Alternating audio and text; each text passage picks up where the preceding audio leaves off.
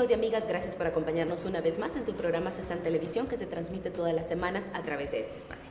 La Secretaría de Seguridad Alimentaria y Nutricional comparte con ustedes e invitados especiales temas vinculados a la seguridad alimentaria y nutricional y las acciones que se llevan a cabo en el país. Hoy vamos a conversar sobre el tema del acceso a los alimentos, que es un tema de seguridad alimentaria y nutricional, y para eso nos acompaña Elsa Roque de la Dirección de Fortalecimiento Institucional de la Secretaría de Seguridad Alimentaria y Nutricional para compartir sobre este interesante tema. Elsa, gracias por acompañarnos. Buenos días a todos. Aquí estamos para apoyarles. Muchas gracias. Vamos a empezar hablando sobre a qué nos referimos cuando decimos seguridad alimentaria y nutricional, que en nuestro ámbito pues lo utilizamos bastante, pero también es un concepto o un término que tiene bases legales. Buenos días a todos.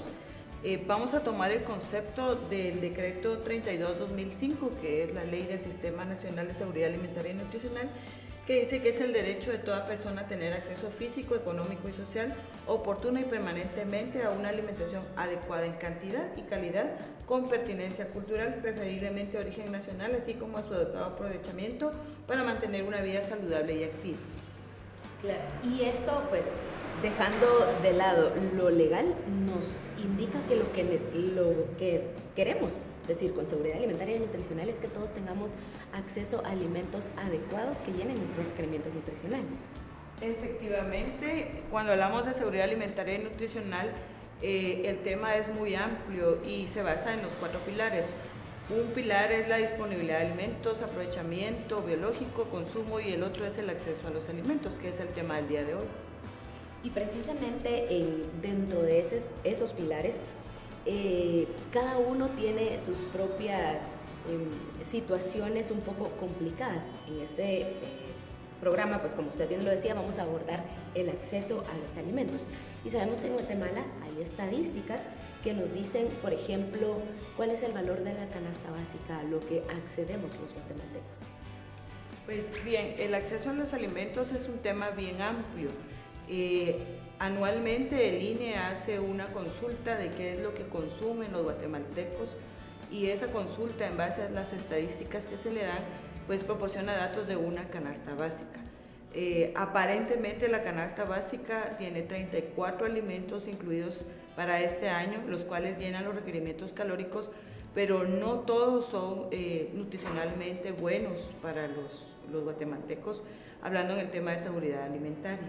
Entonces la canasta básica es lo que se puede comprar, y ya se ha hecho un promedio de esta canasta básica en valor a lo que puede accesar una familia de 4.77 miembros, decía el INE en su última estadística, y realmente el valor de la canasta básica supera hoy por hoy todo el ingreso que puede tener la mayoría de familias en nuestro país. En cuanto a estas estadísticas, o tomando en cuenta estas estadísticas, ¿podemos decir que los guatemaltecos escogemos o llenamos nuestra canasta básica con alimentos que llenan nuestros requerimientos nutricionales? No, por el tema siempre del acceso, del poder adquisitivo que tiene cada familia, compra lo que puede, lo que está en el mercado, lo más económico, pero a veces nos olvidamos de la calidad de los alimentos.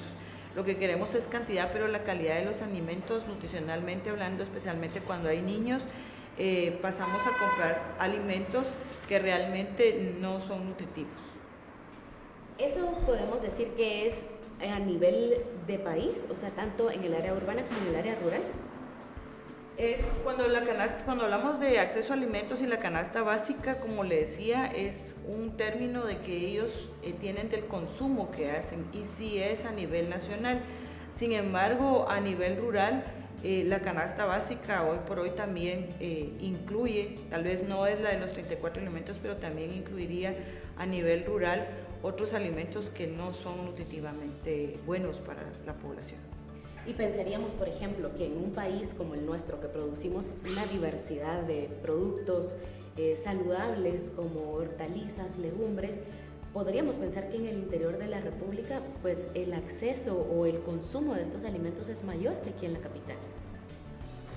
En efecto, el tema del consumo de alimentos que se producen a nivel local puede ser un poquito más alto. Sin embargo, nos dedicamos al consumo o al acceso a alimentos de lo que son vegetales, más que todo hortalizas, pero recordemos que nutricionalmente hablando también deberíamos de incluir carnes, productos lácteos, huevos, otros tipos de cereales, ¿verdad? Que son carbohidratos que se necesitan en la alimentación y que se incluyen en la canasta básica, en estos productos de la canasta básica.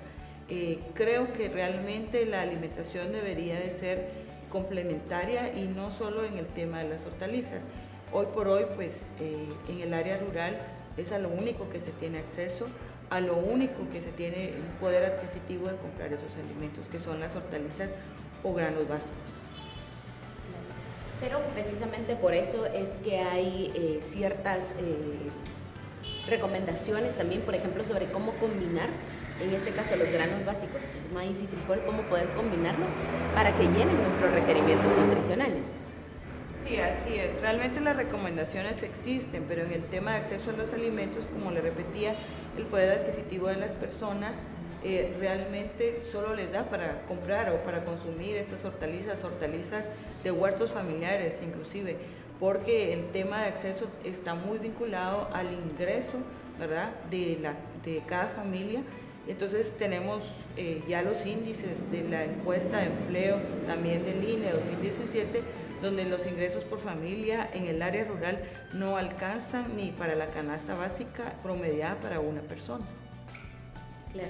Y también tenemos que tomar en cuenta que hay familias, o se ha visto que en los últimos años también se ha dejado de hacer ciertas prácticas, en este caso la más importante, que es la lactancia materna, y desde ahí empezamos entonces a disminuir la cantidad de alimenticia, digamos, que tenemos que tener desde esa parte tan importante que es la primera, ese primer alimento, ¿no?, que es la alimentación a través de la lactancia materna. Sí, el tema de lactancia materna y de primera infancia es un tema muy amplio, ya es conocido por todos. Sin embargo, el acceso a alimentos a las futuras madres, no pensando ahorita en la lactancia materna, sino en las futuras madres, al igual en el área rural, cuando solo tienen acceso a alimentos de hortalizas, de huertos familiares, quiere decir que ya esas futuras madres ya tienen un grado de nutrición que después en el periodo de gestación necesitan ser alimentadas de otra manera, no solo de hortalizas, no tienen ese acceso diversificado a alimentos. Y luego cuando nace un bebé de estas madres que no fueron bien alimentadas, también este bebé también es muy vulnerable a sufrir la desnutrición por el tema de acceso a los alimentos. Cuando usted menciona diversificar los alimentos, ¿a qué se refiere? Diversificar los alimentos en el área rural debería tenerse el acceso a todos los alimentos, como le decíamos en la pirámide alimenticia, tener la proteína de origen animal, ¿verdad?, ya sea por medio de productos lácteos, huevo, carnes. Si bien es cierto, el precio de la carne está muy elevado, pero también en la carne de aves, carne de cerdo, en el área rural se podría generar algunos proyectos para consumo de estos alimentos, y de hecho las municipalidades deberían de incluir en sus planes de desarrollo y en su planificación proyectos productivos para que las mismas comunidades, de acuerdo a la pertinencia cultural, puedan tener acceso a alimentos con proteína de origen animal, que como ya se sabe nutricionalmente es de alto valor biológico. Y usted mencionaba una parte muy importante también, la pertinencia cultural, porque por ejemplo puede haber un programa o un proyecto que para nosotros aquí en el área urbana pues suene muy bien, pero por ejemplo en algunos departamentos, que es la diversidad cultural en Guatemala es diversa, no va a ir acorde a las costumbres y tradiciones que ellos tienen. Entonces perdemos esa parte de que ellos puedan implementarlo en su alimentación sin algún tipo de rechazo. El tema de pertinencia cultural habría que estudiarlo sociológicamente, porque el tema es que si necesitamos que no haya desnutrición, que no haya vulnerabilidad, definitivamente hay que tratar de impulsar el consumo de proteína de origen animal.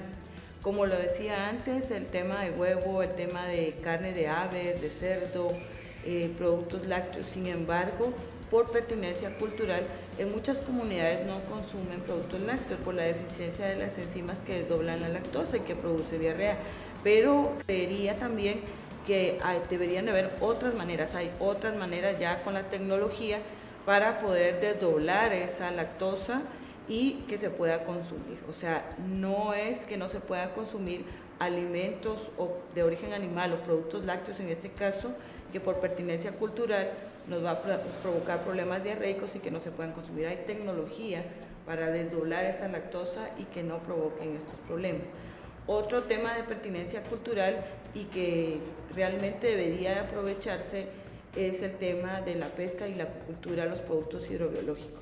El pescado hoy por hoy está usado en temas de alimentación escolar en Brasil, muy estudiado, ampliamente reconocido a nivel mundial, donde el tema de pertinencia cultural se dejó por un lado. Sin embargo, hoy el consumo de pescado en escuelas, en la alimentación escolar en Brasil, se ha utilizado de una buena manera.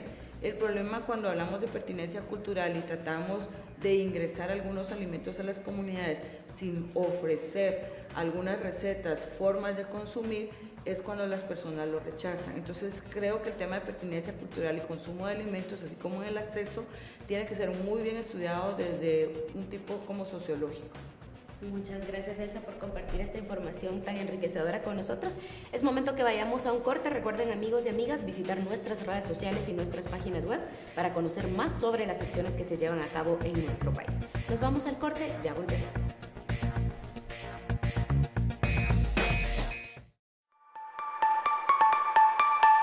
Le invitamos a visitar nuestra página web www.cesan.gov.gt, donde podrá acceder a información de actividades, documentos, presentaciones y material educativo sobre seguridad alimentaria y nutricional, además de conocer todas las acciones que se llevan a cabo en el país.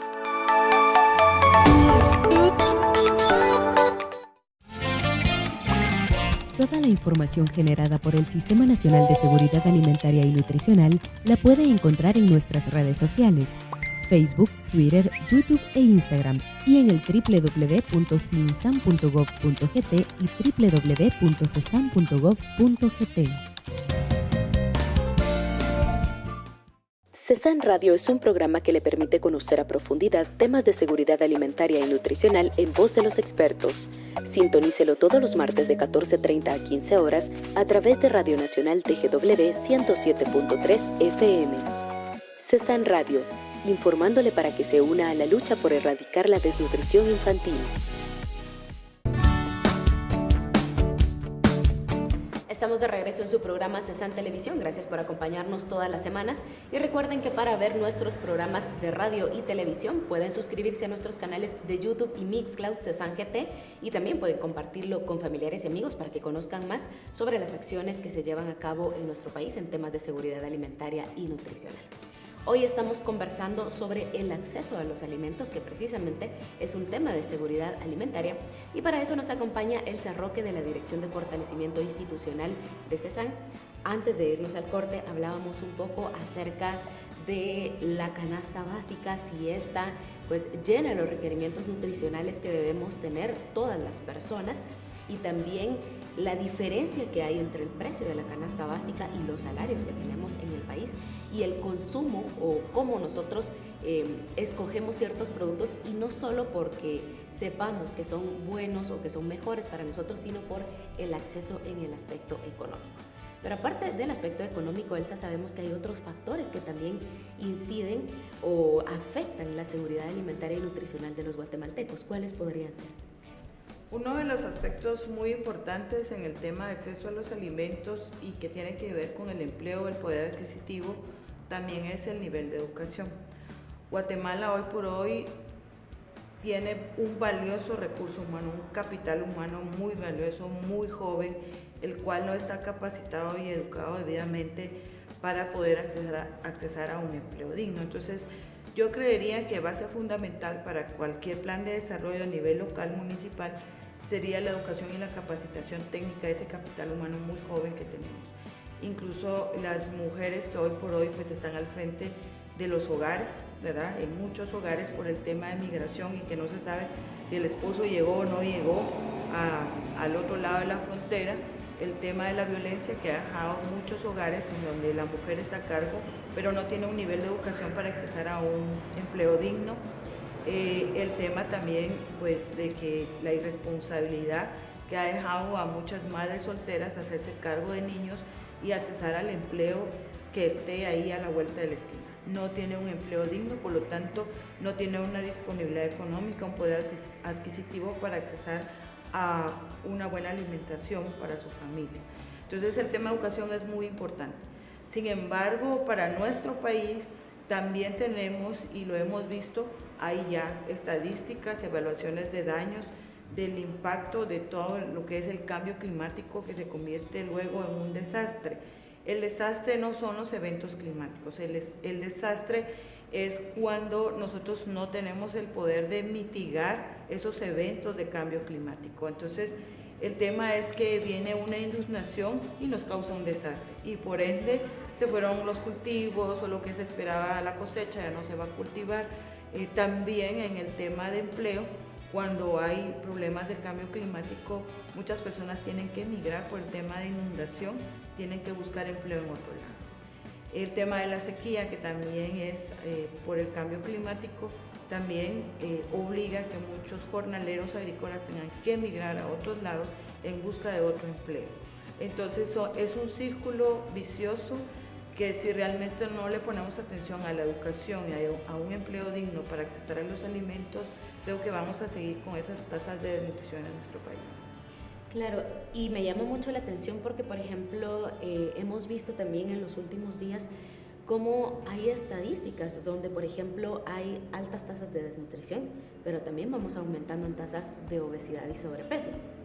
Y no se ve solamente, por ejemplo, en la población urbana, sino también en la población rural. Y vemos incluso familias donde, por ejemplo, tienen una educación o un nivel académico alto, por ejemplo, un nivel universitario, pero las personas no saben escoger cuáles son los alimentos más adecuados para ellos. ¿Cómo podemos nosotros como comparar esto entonces? ¿Realmente la educación necesita hacer ciertos cambios también para que las personas conozcamos también esa parte? ¿O es un poco de autoeducación también? Sí, yo creo que en nuestro país vivimos en dos Guatemalas en el tema de nutrición, ¿verdad? Está la doble carga nutricional cuando vemos niños muriéndose de hambre, ¿verdad? Donde vemos altas tasas o prevalencia de desnutrición aguda, desnutrición crónica, donde la inseguridad alimentaria es un tema de moda, pero también el tema de obesidad. El problema es que cuando tenemos acceso económico o un poder adquisitivo para comprar alimentos, compramos alimentos que no son nutricionalmente buenos para nuestro cuerpo. Es muy típico ver en el área rural que las personas que sí tienen un poder adquisitivo para comprar alimentos van a una tienda y compran alimentos que realmente no son nutritivos.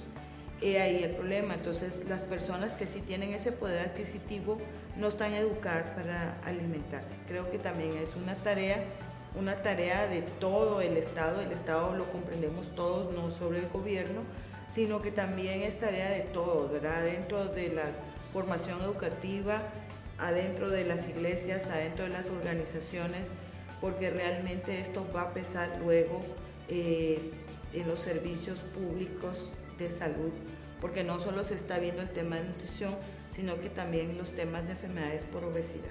Entonces, es educación, aquí es educación y educación para las personas que sí tienen ese poder adquisitivo, que puedan consumir lo que sí es nutritivamente bueno para su familia. Así es. Entonces, Elsa, ¿cuáles podrían ser esas acciones o hacia dónde deberían de enfocarse las acciones para poder mejorar la situación nutricional de las personas en Guatemala? Para mejorar la situación nutricional del país hay muchas acciones, pero el tema de hoy es el acceso a alimentos. El acceso a los alimentos se debería de mejorar desde lo local, porque es lo local en las municipalidades, con comunes, cocodes, que conocen cómo es su población, tienen que conocer cuál es su producción, deberían de reconocer cuál es su capital humano, qué capacidad tiene, sus vías de acceso. La producción agropecuaria, y aquí vamos a hablar de ambas, agrícola y pecuaria, sí tiene que desarrollarse a nivel de lo local. El problema es que si no está en un eje vertical, lo que es la producción, entonces solo se queda ahí si no tienen una cadena de valor, si no tienen un encadenamiento productivo. Puede ser que hagan mucho producto, mucha cosecha, pero si no tienen los mercados o si tienen competencia desleal con otros productos que vienen de contrabando, el tema es que ya no se puede producir en nuestro país, ni agrícola ni pecuario. Entonces, el tema de desarrollo pecuario, agropecuario a nivel nacional debe venir desde lo local, porque es ahí donde lo necesitan las comunidades. Se ha hablado mucho del tema de la agricultura familiar, pero creo que el tema agropecuario es de toda índole, desde el pequeñito, desde el traspatio, desde las asociaciones, cooperativas hasta el grande, porque el grande también provee de empleo a esa comunidad. Entonces, los planes de desarrollo municipal deberían de incluir este tema de empleo, de un empleo digno dentro de sus comunidades. Es sabido y están las estadísticas, cuando son las cosechas de café en nuestro país, las mismas poblaciones tienen que emigrar hasta con sus niños en época de escuela para ir a una cosecha de café, ¿verdad? Entonces, hay una transhumancia de poblaciones dentro de nuestro país, hay una migración por empleo. ¿Por qué? Porque no se han producido esas fuentes de empleo a nivel local. Entonces, esto genera muchos problemas. El acceso a los alimentos, como lo decía, y el poder adquisitivo se debe trabajar en planes de desarrollo municipal, con los consejos de desarrollo urbano y rural y en un eje vertical con todos los ministerios que están comprometidos y con toda la sociedad civil y organismos internacionales que trabajan en las comunidades. Y un buen ejemplo de eso es, por ejemplo, la Ley de Alimentación Escolar, que ahora está promoviendo la organización de los padres de familias y que las compras para la alimentación escolar sea dentro de la misma localidad para promover o mover esa economía de lo local, ¿no? Y también de cierta forma pues proveer ingresos para las familias mismas de las comunidades. Así es, el tema de alimentación, esta ley de alimentación escolar se estuvo trabajando por muchos años en el organismo legislativo, hoy la tenemos y pues hay que hacerla trabajar, ¿verdad? Sí se anuncia y hay un artículo en donde se cita que sí se tienen que consumir productos que se producen, valga la redundancia, a nivel local, pero el tema es que los agricultores tienen que estar inscritos en la SAT para poder ofrecer estos alimentos a las OPFs. Las OPFs no pueden comprar si no están inscritos en la SAT. Y el otro tema es que el Ministerio de Agricultura, Ganadería y Alimentación también ahí sí, dentro de la Ley de Alimentación Escolar, tiene la función de capacitar y proveer nueva tecnología a los agricultores familiares para que sean productivos, porque el tema es que no pueden producir y cosechar solo un mes para la alimentación escolar y luego se va a quedar la alimentación escolar sin ese producto. Entonces, aparte de la diversificación que tiene que haber en lo local, tiene que haber ese apoyo, ese acompañamiento técnico, desarrollar nuevas tecnologías y apoyar a los agricultores familiares para inscribirse legalmente en la SAT, para que puedan ofrecer estos productos. Es una gran oportunidad que se dio en esta ley de alimentación escolar para los productores, especialmente de agricultura familiar. Y creo yo que también por ahí va a ir de implícito, ¿no? El cambio de comportamiento en los niños, el escoger esos alimentos adecuados y tal vez que poco a poco vayamos quizás como Brasil, implementando o ingiriendo alimentos que quizás no sabíamos que se podían comer de esa forma o que no los habíamos comido antes, pero que pueden mejorar nuestra calidad o nuestra alimentación. Es interesante pues haber visitado la escuela Nuevo Horizonte en Tejutla, donde los niños esperan realmente su tiempo de alimentación escolar. Esta escuela está apoyada por FAO, por el extensionista del Ministerio de Agricultura, Ganadería y Alimentación, y antes de que saliera la ley de alimentación escolar, ellos ya tenían su comedor, ya estaba su OPF, ya le estaban comprando agricultores familiares de la localidad. Pero es muy interesante ver cómo los niños asisten a una escuela por un plato de comida, porque muchos niños llegan a la escuela sin haber desayunado. Entonces ellos ya tenían sus propias recetas con los recursos locales y es una tortita de hierbas con huevo, con una tortilla, con un atol, pero estos niños ya van a la escuela por el tema de un plato pequeño de alimentación. Hubiéramos querido que en la ley de alimentación escolar fuera un plato formal, pero los recursos del Estado, de gobierno, no están para eso. Sin embargo, es muy gratificante ver cómo los niños se van acostumbrando al menú y es un menú que se realiza dentro de las mismas OPFs, que ya hoy por hoy en el tema de alimentación escolar ya hay nutricionistas del Ministerio de Educación, incluso nutricionistas de CESAN que participaron en la elaboración de los menús con pertinencia cultural, pero también las OPFs pueden elegir la variedad dentro de estos menús de acuerdo a los productos que se ofrecen. Y creo que los niños en esta escuela, por ejemplo, están muy encantados con los menús que se ofrecen diariamente. Así es, pues muchas gracias, Elsa, por haber compartido con nosotros. Esperamos que de aquí a un tiempo no muy lejano podamos nosotros también compartir experiencias exitosas como la del caso de Brasil que usted nos comentaba, ¿no? Y poder decir que hemos logrado poco a poco ir mejorando la seguridad alimentaria y nutricional y sobre todo el acceso a esos alimentos adecuados. Sí, bueno, pues esperamos realmente que eso ya vaya en un proceso. En el área de Chiquimula hay un proceso de hacer embutidos de pescado junto con la Dirección de Pesca de Maga, y ellos están ahorita también trabajando en varias escuelas.